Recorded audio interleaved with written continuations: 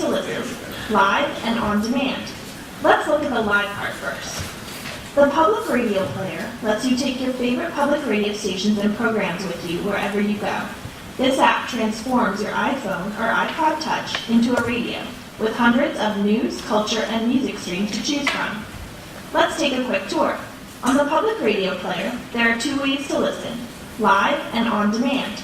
Let's look at the live part first. This lets you see and hear what's playing on public radio stations across the U.S. right now. Browse stations by state or by the programs that are airing at that moment.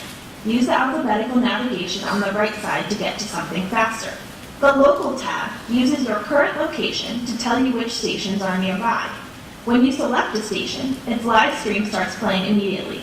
You also get the station's information, and you can tap today's schedule to see what's coming up. That little black bar near the bottom, it stays with you as you navigate the app. It only goes away if you select an on-demand program. Use the bar to easily play, pause, and adjust the volume. Minimize and maximize it by tapping. Now let's explore on demand.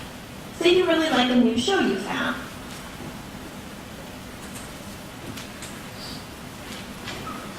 Oh, that's not good. Almost.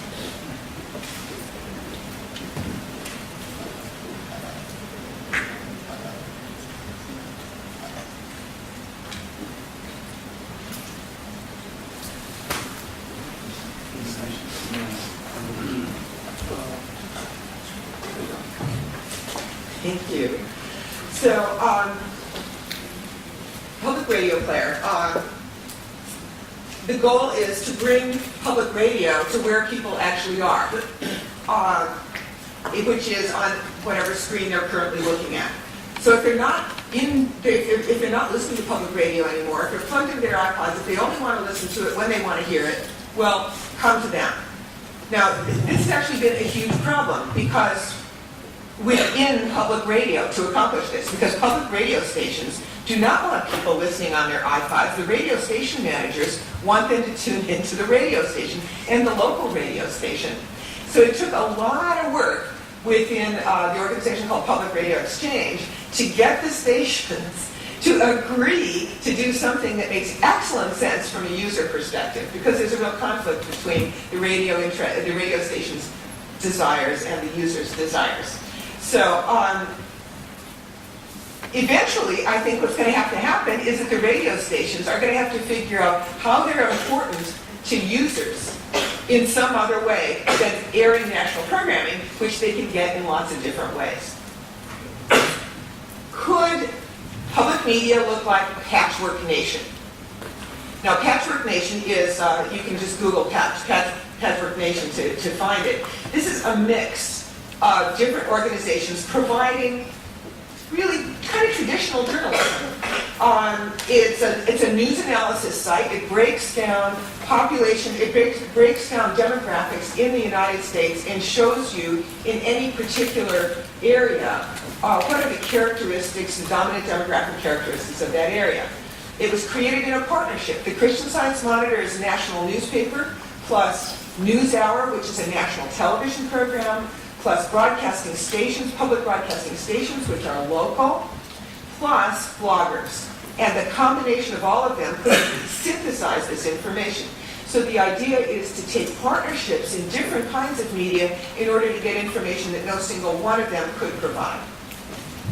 Could it look like ProPublica? ProPublica, another website you can just Google, is independent journalism separated from any particular outlet.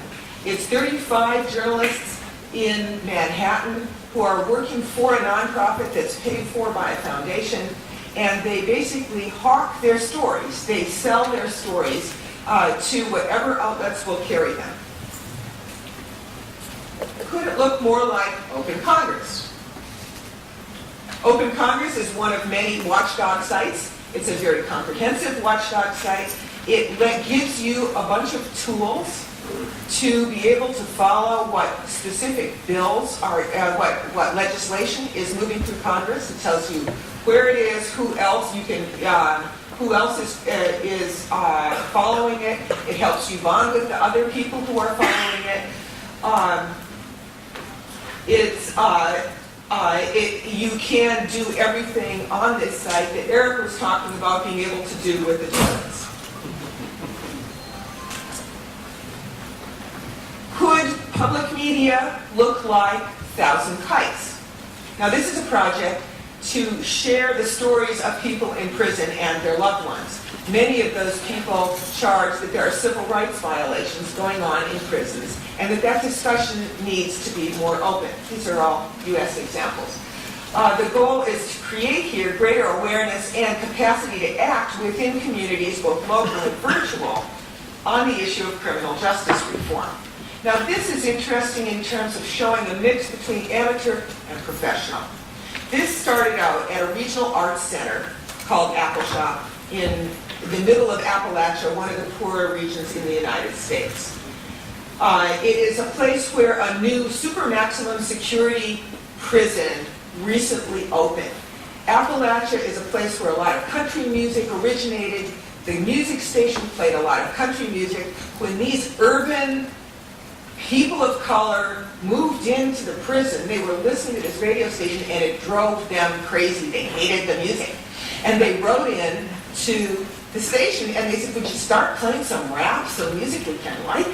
And the station said, not only will we do that, why don't we do a call-in show? Why don't we have your loved ones be able to send messages on the air? Why don't we do a dialogue with you between the community who's working at that prison and you? That eventually expanded as well to this project, which is an online project to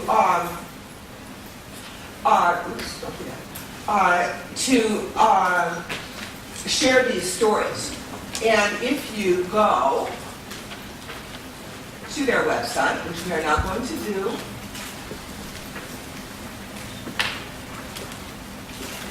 you can simply click on Ahmed is a Pakistani-born U.S. citizen who's been producing radio for about a year. When he graduated from college in 2006, he went from living in dorms to sharing a house in New Haven, Connecticut. One of his housemates there was a young man named Salvaraj Ryan. Salvaraj had just come to the United States from India. In the following piece, hear how Salvaraj came to learn about humanity and justice. Salvaraj learned early on that people found him dirty. It was 1982, I guess. I was a 5-year-old guy. He was with... Okay, I'm going to let you listen to that as you like on your own. Oh, yeah, we got the name. Oh, then it'll go back to the beginning.